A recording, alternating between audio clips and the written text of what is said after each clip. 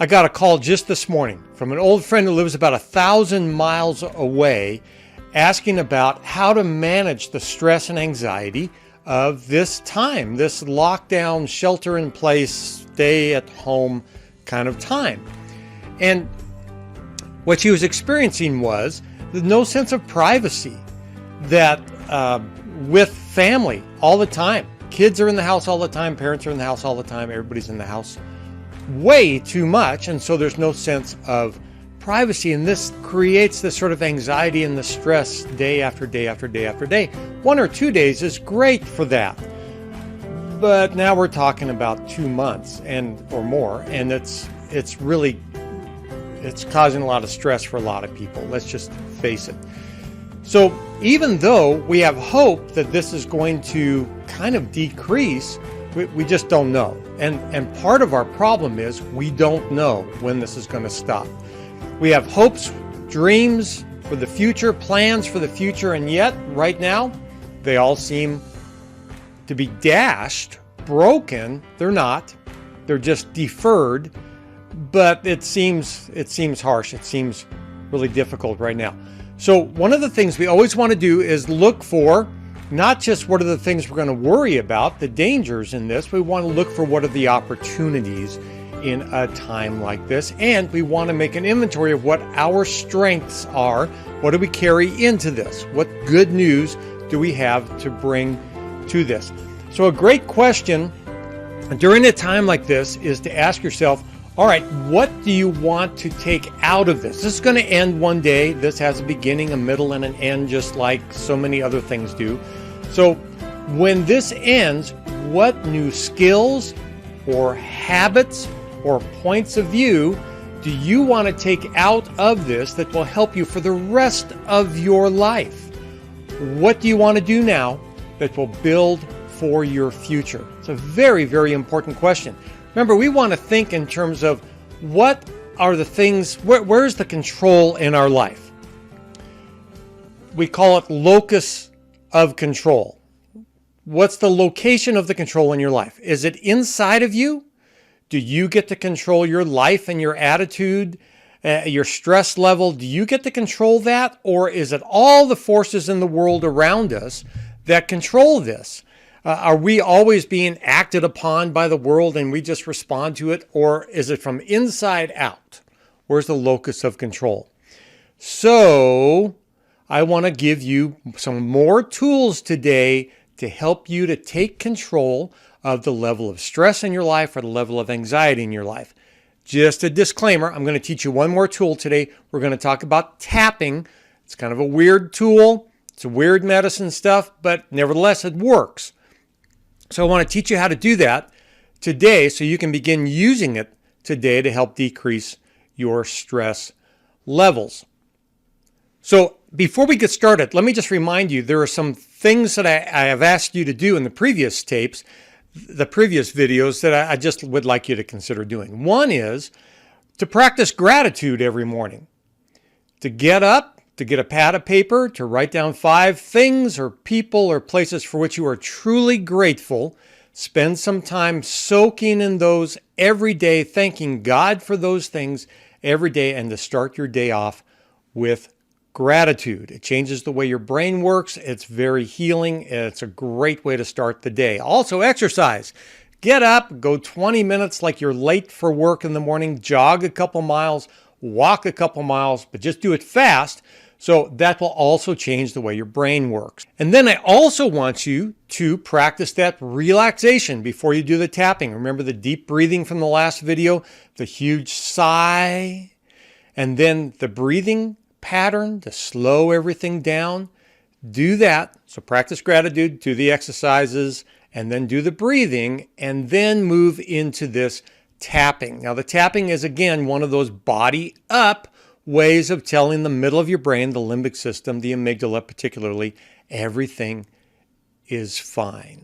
So let me just say I'm not exactly sure why tapping works. I'll give you my theory of it, and I'm going to go through what it involves, but there are like 10,000 or 100,000 YouTube videos on tapping. So You can Google in or go to YouTube and search for tapping for anxiety, tapping for stress, tapping for pain, whatever, and you'll come up with 10,000 or 20,000 YouTube videos that you can look at to learn more about it. But here's sort of the quick, as far as I can understand with it, having to do with the central nervous system. We have 12 cranial nerves, and their endings go all over our body, and especially to the major organs in our body. And they, from the brain down, will tell our body through the sympathetic nervous system if there's something to be afraid of, something to be concerned about, increase heart rate, increase respiration rate, and all these symptoms that come with stress and anxiety that you might be dealing with right now. Well, we can also send messages back up from the body to tell the brain everything seems to be fine. We can kind of calm down. And that's what the breathing exercises are for, or relaxation, or things like tapping. So the places that you tap are kind of like acupuncture points without using needles. And they are all nerve endings for different ones of these cranial nerves. So it seems to be the nerves that have to do with the parasympathetic nervous system, the part of our nervous system that says everything's fine, we can relax, we can calm down. So you activate those by tapping on them. There's also things that you say, and we'll talk about that in just a second. There are words that you use, things that you say to begin, but it works. I mean, you start off by saying, okay, my stress, my anxiety, scale of 1 to 10, how bad is it?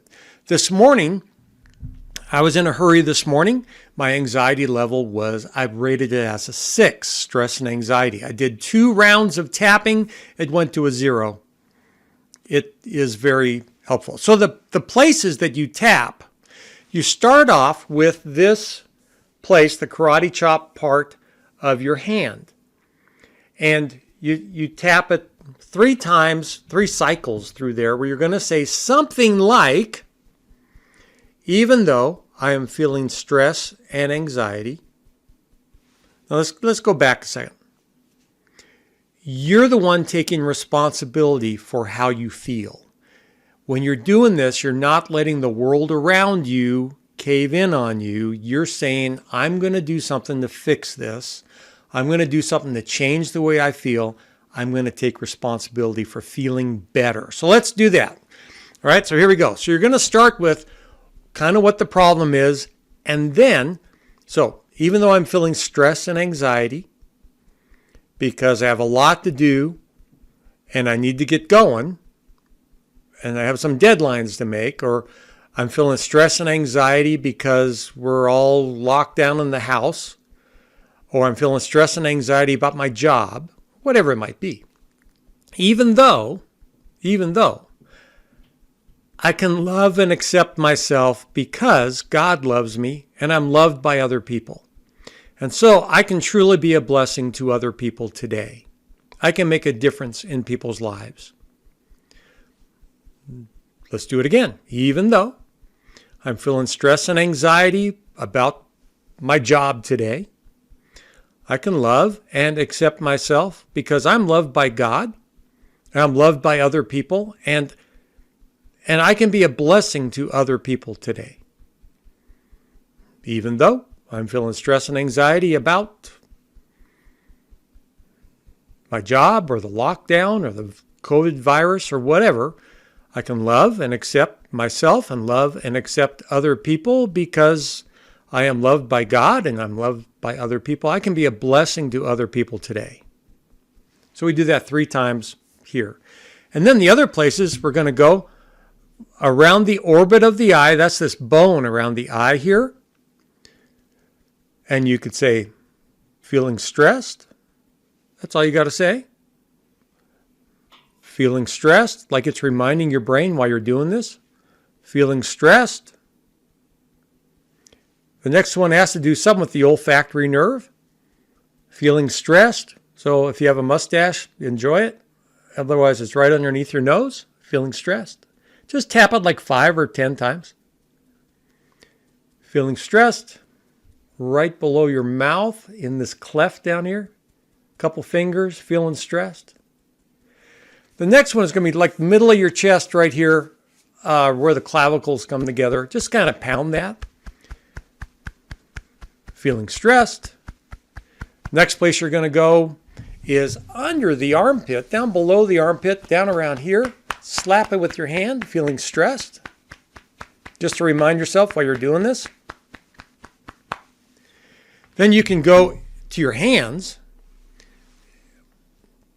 the outside anterior part of your thumb, feeling stressed. Finger, feeling stressed. Feeling stressed. Each finger, for some reason, you skip the ring finger. I don't know. Pinky finger, feeling stressed. And then the wrist. Feeling stressed. And now rate your stress again. Has it gone from a 6 or a 7 down to a 4? All right, let's do it again. But this time, even though I'm feeling stressed and overwhelmed from all the work I got to do today, I can love and accept myself. I am loved by God. I can be a blessing to other people today. Even though I'm feeling overwhelmed and stressed, stressed. I can love and accept myself. I can love and accept other people. I am loved by God. I can be a blessing to other people today. 3 times there. And then I come up here and I just go, blessing to other people. Be a blessing to other people. Be a blessing to other people. Be a blessing to other people.